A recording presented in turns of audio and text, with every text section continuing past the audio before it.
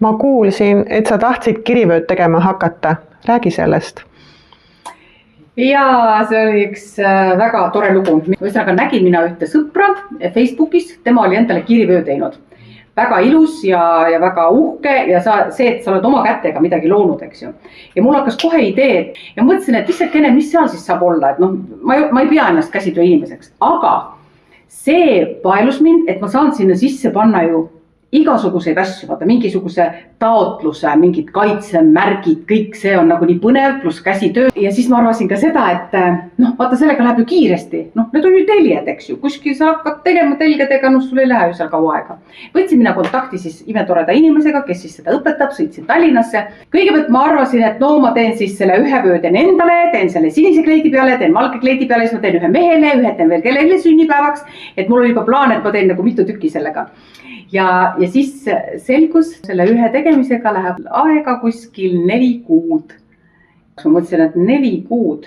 Kui ma olen nagu aega komandeeringus, siis ma olen jälle kodus, siis ma olen täiesti vaba, et mina teen ära kuskil 2 nädalaga. Ja siis sõitsin kohale Tallinnasse, selgus, et kõigepealt me paneme selle lõimed üldse peale, siis me hakkasime seda sinna mustrit arvutisse tegema. Ühesõnaga, see võttis nagu juba 1 päeva aega, et seda eeltööd nii-öelda teha. Siis me saime selle sinna peale teisel päeval, need lõimed ja lõngad, siis hakkasime seda asja tegema. Teen ja siis vaatame, et kuidagi see muster hakkab nagu kuidagi viltu minema ja midagi nagu ei tule välja. Siis õpetaja tuleb, vaatab seda, siis ta läks ka juhe läks kokku. Ja siis ta ütles, et me mediteerima natukene, siis ta läks istus natuke seal küünalde juures, mediteeris ära, rahunes. Ja ma vaatasin, et issand, et ma ei teagi, kuidas nüüd sellega nüüd edasi minna. Siis number 2 avastasime, et me oleme selle mustri valesti arvutisse sisestanud. Siis läks kiireks, sest kell oli juba nii palju, printerit ei ole, tema mees seal tööres prindib, siis ta helistas mehele, oota pidurda, oota prindi välja, siis alles tule koju, siis ma sain selle uue paberi, siis me olime juba nii väsinud juba, et tuli see asi kokku pakkida ja ma sõitsin siis koju, et hakka rahulikult kodus vaatama. Siis mul oli järgmine komandeering, ma ei saanud seda teha pikalt, siis mu õpetaja kirjutab selle, et kuidas sul selle vööga läheb. Siis ma mõtlesin, ma juba unustan ära selle vahepeal, et ma ei teagi, kuidas seda teha. Ta rahustas, et ei, see tuleb sul kõik meelde. Jõun ma siis koju, hakkasin siis uuesti sellega nokitsema. Mõtlesin, et ma siis niimoodi tunde järgi siis hakkan seda tegema.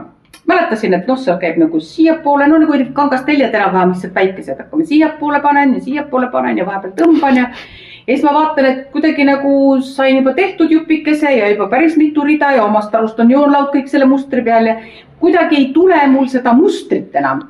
Et nagu üldse ei tule mustrit, et mul tulevad ainult täpikesed. Ja siis ma mõtlesin, et tühja kah, siis las tulevad täpikesed. Et see on mu esimene vöö, ma võin teha mis iganes mustrit seal. Ei tule päris see muster, nagu need 8 kante, mis seal on need Eesti mustrid. Ja küll.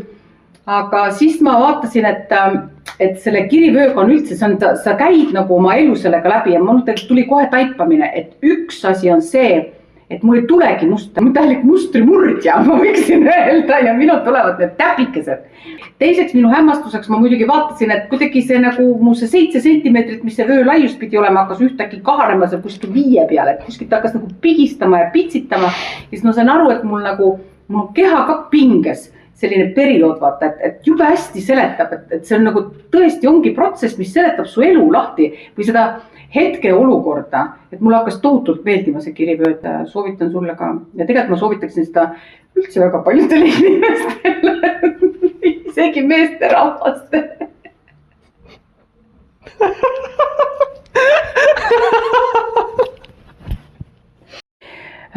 Lõppkokkuvõtteks ma tahan öelda, et nagu mu tark kirivööõpetaja ennustaski, siis vöö kudumine viib protsessi. Igatahes minule andis juba väga olulise taipamise, et kududes nüüd neid tähekesi või täpikesi sinna vöö sisse, siis ma sain aru, et minul ongi tähed ja pärlid. Mina lõimin inimesi kokku oma helimaagiasse, oma lõhnamaagiasse, ilumaailma. Et minu asi ongi kivikesed, pärlikesed, tähekesed, et selline glamuur on rohkem siis minu ampluaa. Ja kus sa siis muidu tead, kui sa ei proovi? Tulebki igasuguseid asju katsetada, siis sa lihtsalt tead, mis on sinu, mis ei ole võib-olla nii väga sinu, aga põnev on ja arendav.